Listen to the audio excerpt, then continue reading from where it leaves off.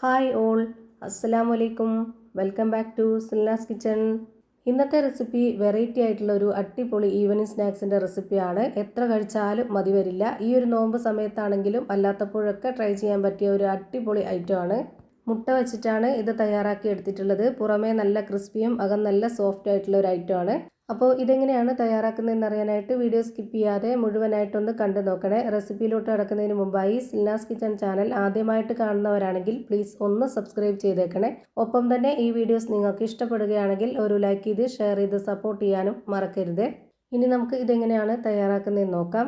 ഇത് തയ്യാറാക്കാനായിട്ട് ആദ്യം തന്നെ ഒരു കടായി സ്റ്റൗവിലേക്ക് വെച്ച് ഫ്ലെയിം ഓണാക്കി കൊടുത്തിട്ടുണ്ട്. അതിലേക്ക് കുറച്ച് ഓയിൽ ഒഴിച്ചു കൊടുത്തതിന് ശേഷം ഓയിലൊന്ന് നന്നായിട്ട് ചൂടായിട്ട് വരുമ്പോൾ മീഡിയം സൈസിലുള്ള ഒരു 4 സബോള ഇതുപോലെ നീളത്തിൽ കട്ട് ചെയ്തിട്ട് ഇതിലേക്ക് ഇട്ട് കൊടുത്തിട്ടുണ്ട്.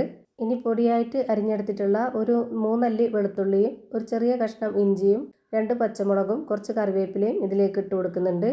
ഇതിൻ്റെ കൂടെ തന്നെ ഞാൻ കുറച്ച് പൊടികളും കൂടെ ഇട്ട് കൊടുക്കുന്നുണ്ട്. ഇതെല്ലാം കൂടെ ഇട്ട് കൊടുത്തതിന് ശേഷം ഒന്നിച്ചിത് ഇളക്കി കൊടുത്തിട്ട് വേവിച്ചെടുക്കുകയാണ് ചെയ്യുന്നത്. ഈ ഒരു കൂട്ട് നല്ലപോലെ വെന്ത് കുഴഞ്ഞു വരണം. അതിനായിട്ട് ഞാനിവിടെ ലോ ഫ്ലെയിമിലാണ് ഇട്ട് വെച്ച് കൊടുത്തിട്ടുള്ളത്. ഇനി പൊടികളൊക്കെ ഇട്ട് കൊടുത്തതിന് ശേഷം ആ ഒരു ഫ്ലെയിമിൽ തന്നെ വെച്ച് കൊടുത്തിട്ട് അടച്ചു വെച്ച് നല്ലപോലെ വേവിച്ചെടുക്കണം. ഇനി ഇതിലേക്ക് 1 സ്പൂൺ അളവിൽ മുളക് പൊടി, 1/2 സ്പൂൺ അളവിൽ മഞ്ഞൾപ്പൊടി, പെരിഞ്ജീരകപ്പൊടി, കുരുമുളക് പൊടി, ഒരു നുള്ള് ഗരം മസാലപ്പൊടി, ആവശ്യത്തിനുള്ള ഉപ്പ് ഇത്രയും ഇട്ട് കൊടുത്ത് നന്നായിട്ടൊന്ന് ഇളക്കി കൊടുത്ത ശേഷം ഒരു 5 മിനിറ്റ് നേരം ഇതൊന്ന് വേവിച്ചെടുക്കാം. ഇതിലേക്ക് വേറെ വെള്ളമൊന്നും ഒഴിച്ചു കൊടുക്കരുത്. ആ ഒരു എണ്ണയിൽ തന്നെ ഇത് വെന്ത് കുഴഞ്ഞു വരണം. അപ്പോൾ അതിനായിട്ട് ഞാനിവിടെ അടച്ചു വെച്ചിട്ടാണ് വേവിച്ചെടുക്കുന്നത്. ഇപ്പോൾ ദാ ഒരു 5 മിനിറ്റ് സമയം കഴിഞ്ഞിട്ടുണ്ട്. ഇനി ഇതൊന്ന് തുറന്ന് നോക്കാം. ഇപ്പോൾ നല്ലപോലെ വെന്ത് കിട്ടിയിട്ടുണ്ട്. ഇനി ഇതിലേക്ക് കിഴങ്ങ് ഉടച്ചതാണ് ചേർത്ത് കൊടുക്കുന്നത്. നേരത്തെ തന്നെ കുക്കറിലിട്ട് വേവിച്ചെടുത്തിട്ടുള്ള ഉരുളക്കിഴങ്ങാണ്. അതിൻ്റെ തൊലിയൊക്കെ കളഞ്ഞതിന് ശേഷം നല്ലപോലെ ഉടച്ചെടുത്തിട്ടാണ് ഈ ഒരു മസാലക്കൂട്ടിലേക്ക് ഇട്ട് കൊടുത്തിട്ട് ഇതുപോലെ ഇളക്കി കൊടുത്തിട്ടുള്ളത്. ഇനി ഈ ഒരു കിഴങ്ങുമായിട്ട് ഈ മസാല ഒന്ന് നന്നായിട്ട് പിടിച്ചു വരട്ടെ. അതിനായിട്ട് 1 മിനിറ്റ് നേരം ഇതൊന്ന് അടച്ചു വെച്ച് വേവിച്ചെടുക്കുന്നുണ്ട്. ഇപ്പോൾ ദാ ഈ ഒരു കൂട്ട് നല്ലപോലെ വെന്ത് കുഴഞ്ഞു വന്നിട്ടുണ്ട്. ഇനി ഇതിൻ്റെ ഫ്ലെയിം ഓഫ് ചെയ്ത് കൊടുക്കാം. ഇനി ഇതിലേക്ക് വേണമെങ്കിൽ മാവ് കുഴച്ചെടുത്തിട്ട് അതിൽ ഫില്ല് ചെയ്ത് കൊടുക്കാം. അതല്ലാന്നുണ്ടെങ്കിൽ ഞാനിവിടെ സമൂസ ഷീറ്റിലാണ് ചെയ്തെടുക്കുന്നത്. അതിനായിട്ട് ഇവിടെ ഒരു ഷീറ്റ് എടുത്തിട്ടുണ്ട്. അതിലേക്ക് 1 സ്പൂൺ അളവിൽ മസാല ഇതേപോലെ ഈ ഒരു രീതിയിൽ വെച്ച് കൊടുത്തതിന് ശേഷം ഒരു മുട്ട പുഴുങ്ങിയതെടുത്തിട്ട് അത് 4ആയിട്ട് ഇതേപോലെ ഒന്ന് കട്ട് ചെയ്തെടുക്കുന്നുണ്ട്. അതിലൊരു പീസ് എടുത്ത് ഇതുപോലെ ഒന്ന് കമിഴ്ത്തി വെച്ച് കൊടുക്കാം. പിന്നെ കുറച്ച് മൈദ വെള്ളത്തിൽ കലക്കി വെച്ചിട്ടുണ്ടായിരുന്നു. അത് നമുക്ക് ഇതുപോലെ ഒട്ടിച്ചെടുക്കാനായിട്ട് ഈ ഒരു സൈഡിലൊക്കെ ഒന്ന് കറക്റ്റ് ചെയ്ത് വെച്ച് കൊടുക്കാം.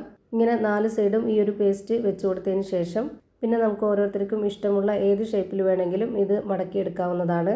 ഞാനിവിടെ ഈ ഒരു ഷേപ്പിലാണ് മടക്കിയെടുക്കുന്നത്. ആദ്യം ഇതിൻ്റെ ചെറുതായിട്ടൊന്ന് വക്ക് മടക്കി കൊടുത്ത ശേഷം ഇതേപോലെ ഒന്ന് മടക്കി കൊടുക്കുന്നുണ്ട്. എന്നിട്ട് ഇതിൻ്റെ ആ ഒരു ഫില്ലിങ്സ് പുറത്തോട്ട് പോവാതിരിക്കാൻ വേണ്ടിയിട്ട് ഈ ഒരു 3 അറ്റവും ഇതുപോലെ ഒന്ന് ഒട്ടിച്ചു കൊടുക്കുന്നുണ്ട്. ഒരു പണിയില്ല, പെട്ടെന്ന് തയ്യാറാക്കിയെടുക്കാം. ഭയങ്കര സിമ്പിളാണ്. ഈ ഒരു രീതിയിൽ തന്നെ ചെയ്തെടുക്കണമെന്നില്ല. ഓരോരുത്തർക്കും ഇഷ്ടമുള്ള എളുപ്പമുള്ള ഏത് രീതിയിലാണോ ചെയ്യേണ്ടത് ആ ഒരു രീതിയിൽ ചെയ്തെടുക്കാവുന്നതാണ്.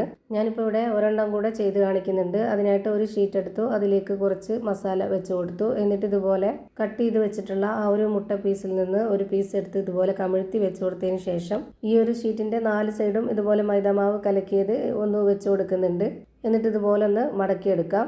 ഇതേപോലെ നന്നായി മടക്കി കൊടുത്ത ശേഷം അതിൻ്റെ 3 അറ്റവും ഒന്ന് ഒട്ടിച്ചെടുക്കാം. ഇതേപോലെ തന്നെ എല്ലാം ചെയ്ത് ഞാനൊരു പാത്രത്തിലേക്ക് മാറ്റിയിട്ടുണ്ട്. ഇനി ഇതെല്ലാം ഒന്ന് ഫ്രൈ ചെയ്തിട്ടെടുക്കണം. അതിനായിട്ട് സ്റ്റവിലേക്ക് ഒരു പാൻ വെച്ച് കൊടുത്ത് ഫ്ലെയിം ഓണാക്കിയതിന് ശേഷം അതിലേക്ക് കുറച്ച് ഓയിൽ ഒഴിച്ചു കൊടുത്തിട്ടുണ്ട്. ഓയിൽ ഒരുപാട് ഒഴിച്ചു കൊടുക്കണ്ട. ഈ ഒരു കൂട്ട് ഇട്ട് കൊടുത്താലും അതിൻ്റെ പകുതി വരെ ഓയിൽ നിൽക്കുന്ന രീതിയിൽ മാത്രം ഓയിൽ ഒഴിച്ചു കൊടുക്കുക. അല്ലാന്നുണ്ടെങ്കിൽ ഇത് മുങ്ങിക്കിടക്കുന്ന രീതിയിൽ ഓയിൽ ഒഴിച്ചു കൊടുത്താൽ ചിലപ്പോൾ അതിൻ്റെ ഒട്ടിപ്പൊക്കെ പൊട്ടി ഫില്ലിങ്സ് ഒക്കെ പുറത്തോട്ട് പോകും. അതുപോലെ ഈ ഒരു ഷീറ്റ് വേവുന്ന പാടേ ഉള്ളൂ. ബാക്കിയെല്ലാം വെന്ത് കിടക്കുകയാണ്. അതുകൊണ്ട് തന്നെ പെട്ടെന്ന് നമുക്ക് ഫ്രൈ ചെയ്ത് മാറ്റാവുന്നതേ ഉള്ളൂ. അപ്പോൾ ഞാനിവിടെ തിരിച്ചും മറിച്ചൊക്കെ ഇട്ട് കൊടുത്തിട്ട് നല്ലപോലെ വേവിച്ചെടുത്തിട്ടുണ്ട്. ഇനി ഇത് എണ്ണയിൽ നിന്ന് കോരി മാറ്റാം. അപ്പോൾ ഇതാ നല്ല ടേസ്റ്റി ആയിട്ടുള്ള മുട്ട കൊണ്ടുള്ള ഒരു കിടിലൻ പലഹാരം റെഡിയായി കിട്ടി. ഇനി ഇതിൻ്റെ അകം എങ്ങനെയായിരിക്കുന്നതെന്ന് അറിയാനായിട്ട് ഇതൊന്ന് പൊട്ടിച്ച് കാണിക്കുന്നുണ്ട്. അപ്പോൾ ഇത്രയേ ഉള്ളൂ ഇന്നത്തെ വീഡിയോ ഇഷ്ടമായാൽ ലൈക്ക് ചെയ്യാനും കമൻറ്റ് ചെയ്യാനും ഷെയർ ചെയ്യാനും മറക്കരുത്. അതുപോലെ തന്നെ ഞാനിടുന്ന പുതിയ വീഡിയോസ് നോട്ടിഫിക്കേഷനായിട്ട് കിട്ടുന്നതിന് വേണ്ടി സബ്സ്ക്രൈബ് ചെയ്ത് ബെല്ലൈക്കൺ അമർത്തി അതിൽ ഓൾ എന്ന ഓപ്ഷൻ എനേബിൾ ചെയ്ത് കൊടുക്കാനും മറക്കരുത്.